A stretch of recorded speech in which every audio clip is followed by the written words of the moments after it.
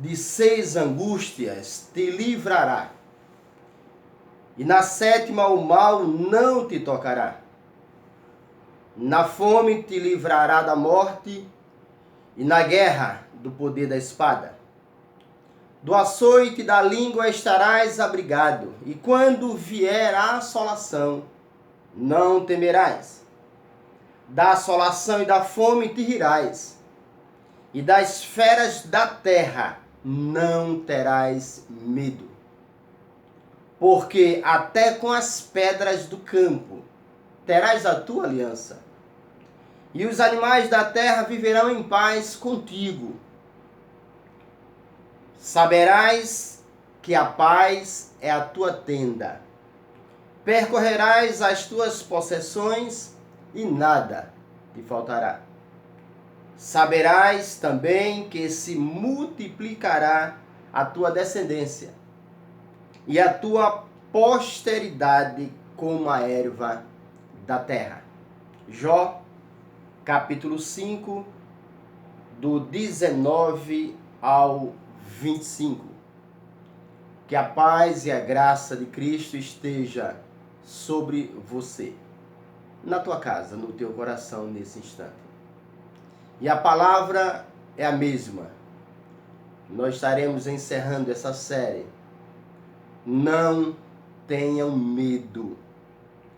Olha, meu querido irmão, se existe alguém com autoridade para falar sobre crise, esse alguém é Jó. Jó foi atacado por todos os vírus, por todas as bactérias, por todas as pestes. Jó teve os seus bens exterminados. O pior de tudo isso é que Jó viveu uma terrível crise em tempo de bonança. O pior é que ele viveu a sua crise em uma época onde o mundo estava vivendo em fartura. Uma coisa, meu irmão, é você estar sofrendo em tempo em que o mundo está vivendo uma crise. É quando você sabe que está sofrendo, mas não está só. Outra coisa é você estar passando por uma crise quando o mundo está nos seus melhores dias. E essa era a situação de Jó. Ele estava perdendo tudo, enquanto em uma época em que o mundo estava vivendo nos seus melhores dias. Olha aí, era nessa situação, vivendo essa situação, que Jó disse que nada deve nos amedrontar. Enquanto ele estava passando por isso, ele já tinha perdido tudo. E nessa situação ele disse que nós não devemos temer. De 6 angústias Deus nos livrará, e na 7ª o mal não nos tocará. Na fome, ele vai nos livrar da morte, e na guerra ele nos livra do poder da espada. Nos livra também do açoite da língua. E quando vier a assolação, nós não devemos temer. Nada deve nos assustar. Olha, observando a situação em que Jó se encontrava aqui, até agora nós não perdemos nada. Jó já tinha perdido tudo. Talvez você perdeu seu emprego. Ou talvez você perdeu aí a sua saúde, você está gripado, você está doente. Talvez está começando a faltar alguma coisa dentro da tua casa. Mas nada se compara à situação de Jó. Ele tinha perdido tudo. Mesmo assim, ele diz: fiquem tranquilos, porque nada te faltará. A paz reinará na tua tenda, na tua casa. E nós precisamos acreditar e confiar nisso. Nem o justo será desamparado, nem a sua descendência mendigará o pão. É palavra, é promessa. Olha, os homens de Deus sempre enfrentaram suas lutas e crises sem medo. Sem medo. Noé enfrentou o dilúvio sem medo. Sem nenhuma crise. Olha, o dilúvio, ele exterminou todo ser que respirava sobre a terra. Olha, o dilúvio tirou o sopro de Deus de toda a humanidade. Foi a maior tragédia até o dia de hoje. Não se compara a nada. O dilúvio não é comparado a nenhum vírus, a nenhuma crise, a nenhuma bactéria, a nenhuma guerra, a nenhuma peste.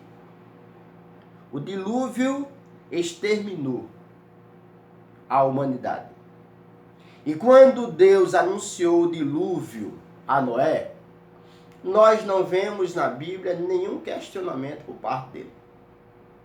Noé não teve nenhuma dúvida. Mesmo ele estando diante de algo sobrenatural, jamais visto pela humanidade. Olha, nem chuva existia. Deus estava falando de algo que ninguém conhecia até o momento. E Noé simplesmente obedeceu no escuro. Noé não sabia de nada. Mas ele não teve medo. Mas temos outro exemplo, que é o exemplo de Abraão. Abraão não teve medo de obedecer e hoje ele é considerado o pai da fé. Hoje ele é o maior exemplo de fé para os cristãos. Abraão. Quando Deus convidou Abraão para deixar tudo, largar tudo. O convite de Deus foi para Abraão deixar sua família, deixar os seus bens, deixar sua terra, deixar o seu conforto para escrever uma nova história.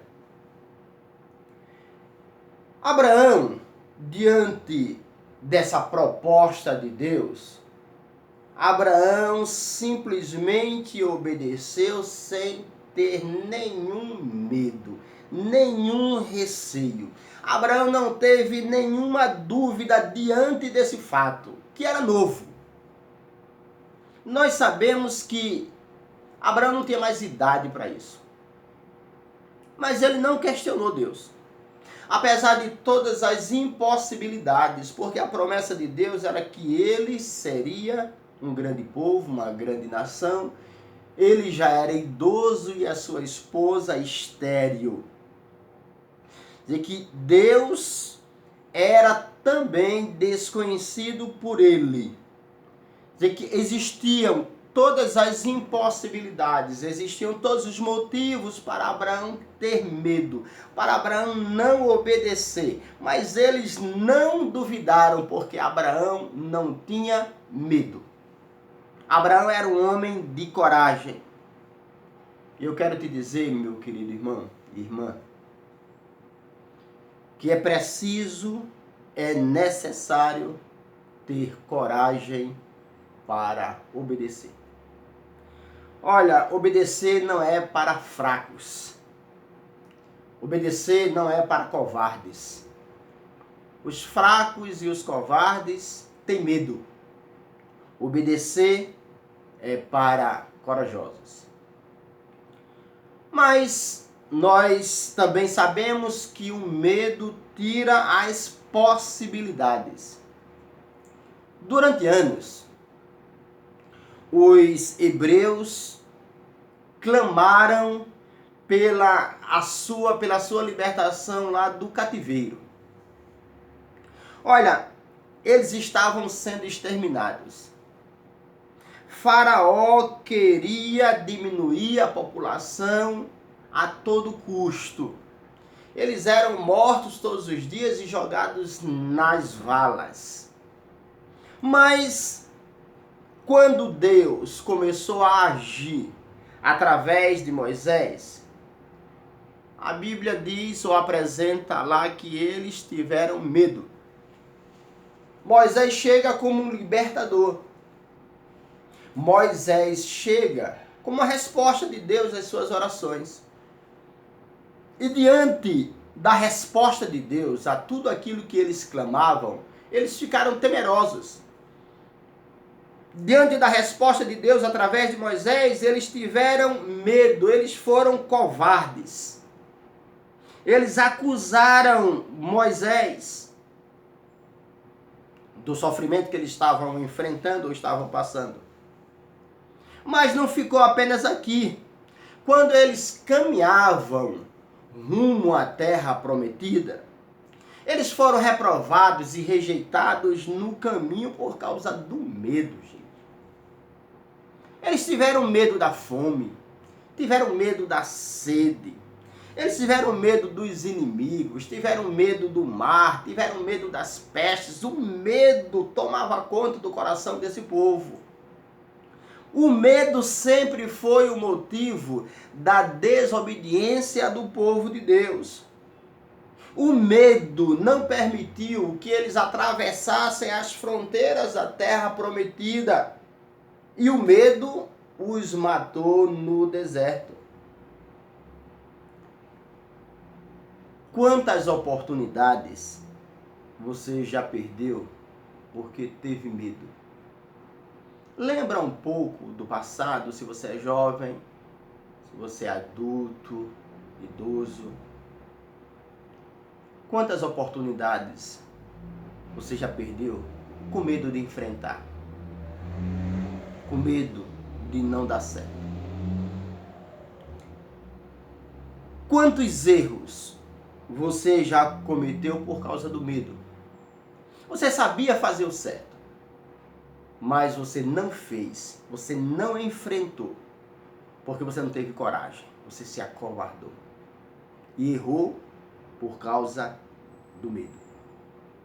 Meu querido, não deixe, não permita que o medo venha te derrotar mais uma vez. Não permita, diante desse fato, diante dessa situação nova que nós estamos enfrentando, não deixe que o medo venha trazer uma derrota para a tua vida.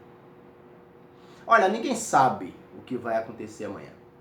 Na verdade, não é por causa desse vírus, ninguém nunca soube. Ninguém nunca soube o dia de amanhã. Mas hoje, todos estão falando a mesma coisa. Todos estão sem uma previsão para o futuro. Existem apenas rumores, ideias. Olha, talvez esteja chegando a hora do povo de Deus ser provado. Talvez esteja chegando a hora do povo de Deus ser peneirado como trigo. Não sei. Não sei se virão dias melhores. Não sei se o que está acontecendo é o início de tudo que há por vir. Mas nós precisamos nos preparar para tomar uma posição. Se de repente for necessário você ter que se reunir como igreja escondido. Hoje nós falamos muito em obediência às autoridades, é bíblico. Mas se amanhã as autoridades nos proibir de nos reunir como igreja, qual é a tua posição diante disso? Será que você vai ficar com medo das autoridades? Ou você vai dizer simplesmente, não, eu não posso me reunir como igreja porque eu tenho que obedecer às autoridades? Qual a tua posição diante dos fatos que nós desconhecemos? Eu quero estar concluindo essa palavra e depois nós vamos trabalhar outro tema, dizendo a você que nós precisamos nos precaver sim. Eu não estou aqui falando o contrário. Você precisa se cuidar. Eu também. Nós precisamos tomar as medidas necessárias, sim. Mas não podemos perder o controle. Não podemos ter medo de nada. Essa palavra medo não faz parte do dicionário de Deus. E nem deve fazer do nosso. Meu querido, você não tenha medo de algo que hoje é pequeno. Você pensa que isso é grande. Olha, talvez isso seja algo pequeno diante de algo que poderá acontecer amanhã. Amanhã pode vir algo muito pior. E você vai olhar para os dias de hoje e vai dizer: a gente estava com medo daquele vírus, que diante desse fato atual ele era nada. Por isso, meu querido, não tenha medo, porque o vírus está solto. Os vírus, eles estão soltos por aí. Estão espalhados por todo lugar. O seu medo não vai expulsá-los, nem vai evitar de você ser contaminado. Os cuidados sim. Se você não tomar cuidado, você pode ser contaminado, mas o medo não vai evitar. Fique em paz, meu querido. Aproveite esse confinamento, essa quarentena, para abraçar seus filhos, para estar junto deles, para beijar seus filhos. Corrija tudo aquilo que separava a tua família. Aproveite esses dias para isso. É dia de nos unir e não de nos separar como alguns estão fazendo. É hora de nos abraçar e não de nos recriminar. É hora de nos amar e não de nos odiar. É hora de nos ajudar, de estar mais perto, de ser mais amigo, de ser mais irmãos. É nesse momento que nós conhecemos as pessoas. É nesse momento que as pessoas se identificam como elas são. Por isso, meu querido, é hora de amar mais. É hora de orar mais. É hora de ler a Bíblia mais. É hora de ajudar o próximo mais. É hora de fazer culto doméstico. Reúna a sua família para cultuar a Deus na tua casa. Olha, Deus tem um propósito em tudo. Em tudo. E nós sabemos que tudo concorre para o nosso bem, porque isso é promessa. Que Deus te abençoe. Deus te abençoe hoje, amanhã, depois. Que Deus cuide da tua vida. E que o amor de Deus, a graça salvadora e redentora de Cristo Jesus e as consolações do Espírito Santo de Deus esteja com o povo de Deus. Esteja com você, meu querido. Esteja na tua casa e na casa dos teus familiares, desde agora e para todo sempre. Amém. Que Deus te abençoe.